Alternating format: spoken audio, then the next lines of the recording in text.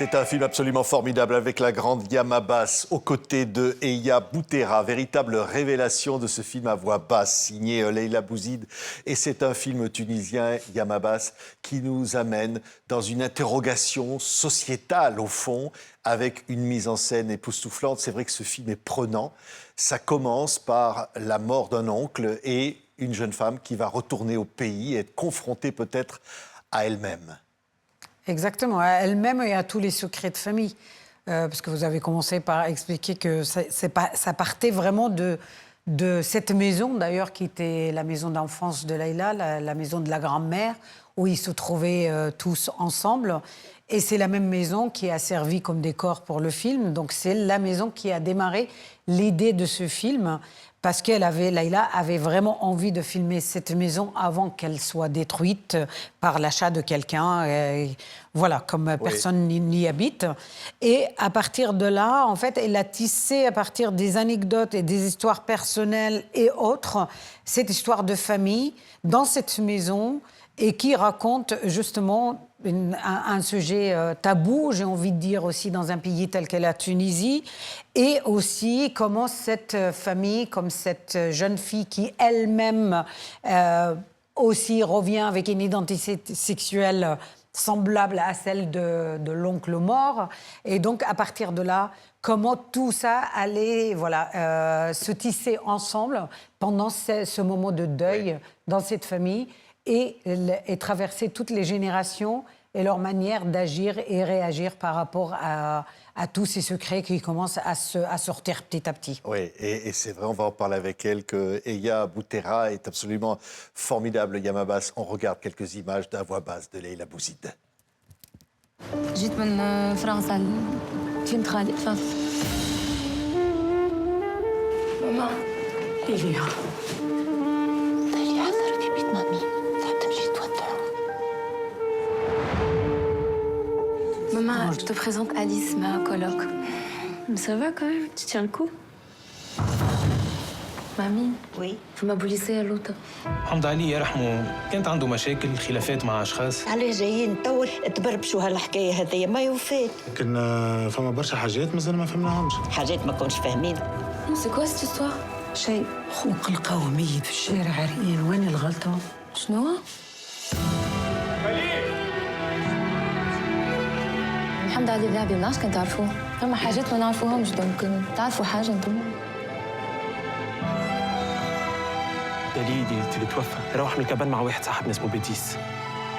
فما شكون قال لي انت عديت معاه اخر الليله ولا ما تنجمش تحمي قاتل؟ وين شكون باش يحميني بالله؟ وش يصير توا سيد الكوميسار؟ لو كان تحل بحث وتولي قضيه، انا متاكد اللي الوالده ربي فضلها مش باش تنجم تحمل. البلاد هذه مادام فيها قانون، احنا من واجبنا نطبقوه. Tu comprends pas ce qu'ils essaient d'insinuer à propos de Mohamed Ali? Donc on fait comme si de rien n'était. C'est pas toi qui vas gérer les médisances ces gens. Ça le bois de Lily.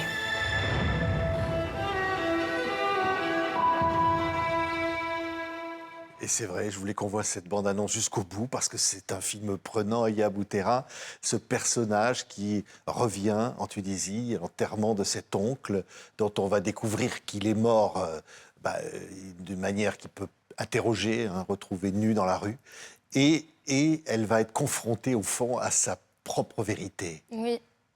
Oui, du coup, c'est stupéfiant pour elle de voir que son oncle a été retrouvé mort, nu dans la rue, et que ni les policiers, ni sa famille ne veulent faire l'enquête.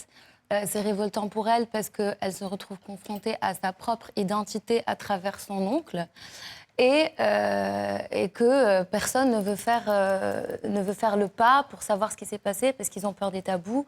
Et du coup, personne ne veut savoir la vérité. Et elle va être vraiment activée par ce besoin de vérité, mais elle va se retrouver confrontée à son inacceptation elle-même de sa propre identité, parce que c'est quelqu'un qui se refoule, c'est quelqu'un qui ne s'accepte pas, et justement, elle subit énormément. Elle subit la pression sociétale, elle subit la pression de ses parents, de sa famille, et surtout, elle subit sa propre pression à elle-même. Donc voilà, c'est un voyage très lourd. Oui, et c'est vrai, Marion Barbeau, qu'on avait découvert chez Clapiche, est absolument formidable aussi dans le film.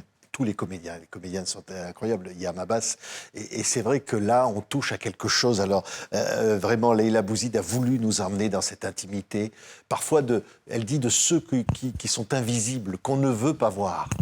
Absolument, mais c'est vraiment un film, pour moi, c'est un film politique qui va rendre hommage à tous les gens invisibilisés dans des sociétés un peu traditionnelles où on n'accepte pas l'identité sexuelle de chacun, les choix personnels de chacun, et même elle va confronter la personne avec ses propres contradictions. Elle va jusqu'au-là, en fait, dans cette quête familiale, j'ai envie de dire, de vérité, quelque part. Parce qu'effectivement, quand le personnage de Aya arrive pour participer au deuil, en fait, de la famille, parce que son oncle est mort, et elle commence petit à petit à découvrir des choses, ces choses vont l'amener à se confronter avec ses choix à elle, qu'elle n'arrive pas à assumer, que la société ne veut pas, que la famille se dit, notamment moi je suis amère, donc qui dit si tu étais différente, peut-être ça aurait été plus facile parce que tu serais plus heureuse, tellement on a souffert, et ton oncle déjà a souffert et mort dans cette souffrance. Donc, quelle est la solution? En fait, c'est l'interrogation sans cesse sur vraiment ses choix personnels dans une famille un peu qui rassemble des personnes différentes, certainement avec beaucoup d'amour dans la famille, mais la complexité de s'assumer individuellement dans une famille déchirée et dans un pays qui ne permet pas. Non, avec une loi qui punit sévèrement l'homosexualité et avec des interdits sociaux et des non-dits, une forme aussi, on va le dire, d'hypocrisie aussi, d'une certaine façon. C'est une société intolérante dans le monde. Je trouve que c'est même pas que en Tunisie. Il y a une forme d'intolérance extrême et il y a énormément de vies qu'on a reniées et de vies qu'on ne regarde pas. Et pour moi, le film me pose cette question. Combien de vies encore on va renier et pour combien de temps encore? Combien de générations encore il faut supporter pour accepter vraiment une vie, pour ce qu'elle est vraiment, entièrement et vraie, pas le fake. Oui. Oui, mais il y a de l'amour. C'est ça qui est fou. Oui. Il y a, dans cette famille, il y a beaucoup d'amour dans cette famille. Moi, ça m'a énormément touché le scénario à partir de là. Parce qu'effectivement, pour raconter ce qui ne va pas, on n'a pas fait des personnages un peu méchants, un peu on dénie l'un de l'autre. Au contraire, vraiment, c'est une famille remplie d'amour. Et l'amour, il transpire un peu dans toutes les scènes. Et même l'oncle, qui est mon frère, qui normalement il s'avère très fermé, très traditionnel, très conservateur, j'ai une relation quand même de tendresse et d'amour avec lui. Leur cousine avec ses enfants, en fait, sa nièce avec ses enfants aussi, elle a un rapport sain d'amour et de respect. Et c'est là où je trouve que la chose est plus difficile. Donc, quand on est dans le bien et le mal, on se situe. Mais quand on est dans la complexité de l'amour et dans la complexité des choses et la complexité des histoires et des êtres, là, on a une vérité beaucoup plus amère des fois et beaucoup plus difficile à gérer. Oui, magnifiques personnages. Ce sont tous des magnifiques personnages. Il y a beaucoup de femmes. Les femmes sont très présentes dans cette histoire. Ça fait du bien de voir ça au cinéma. C'est vrai. Que des femmes, Ouais. Et elle porte aussi quelque chose, peut-être qu'on pourrait appeler de l'espoir. Parce qu'au fond, par rapport au silence, quelque part, cet amour peut donner envie d'aimer, avant tout, et par-dessus tout. Oui, moi je vois de l'espoir, je vois surtout de la puissance, surtout dans toutes ces femmes et dans toutes ces personnalités. Pour moi, elles respirent la puissance, elles le dégagent. Et je trouve que l'écriture des personnages et aussi les personnes dans ce film, vraiment, elles transcendent de puissance. Et ça je suis ravie de voir ça au cinéma et j'aimerais en voir plus des films comme ça. Oui, alors c'est vrai, le film n'est pas évident dans le monde arabe. En Tunisie, il sort. Il sort, normalement, oui. Il sort le 29 avril. Oui. Le 29 avril, donc une semaine juste après la France. On se dit, Yam Abbas, que ce n'est pas évident de porter ce message-là. Même si ce n'est pas évident parce qu'en fait, on a des gouvernements qui interdisent déjà et qui décident à la place des individus comment ils doivent se comporter avec leur propre sexualité, avec beaucoup d'autres choses d'ailleurs. Et donc, à partir de là, effectivement, c'est une interrogation sur cet interdit-là et sur vraiment les choix des personnes qui ne se trouvent pas dans la norme telle qu'ils veulent ces gouvernements tracer le chemin de chacun.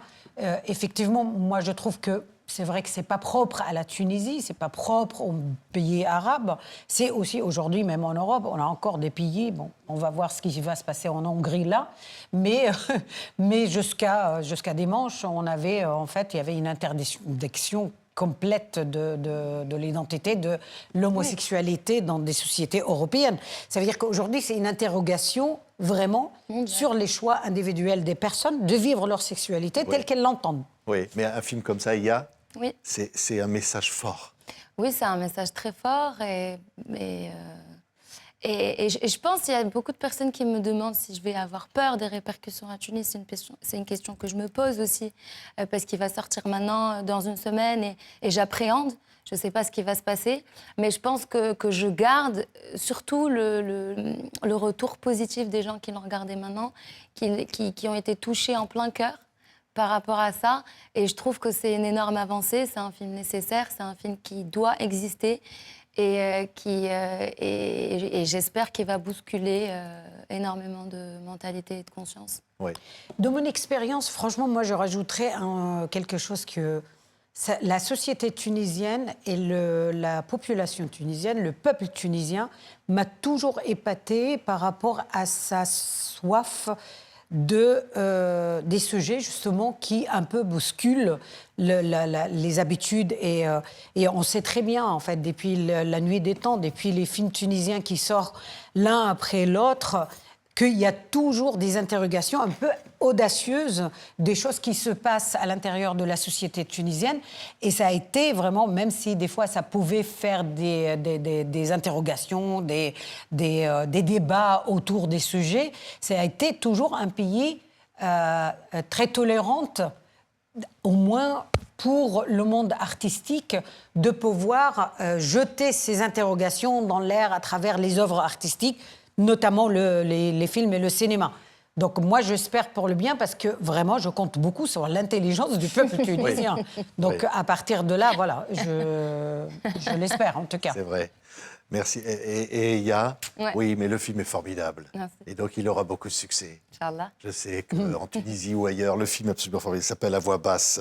Hein, c'est extraordinaire ce qu'a fait Leïla Bouzid, avec tellement de tact et tellement de talent, tout simplement. Oui. Merci beaucoup à toutes les deux. Merci beaucoup. Merci beaucoup.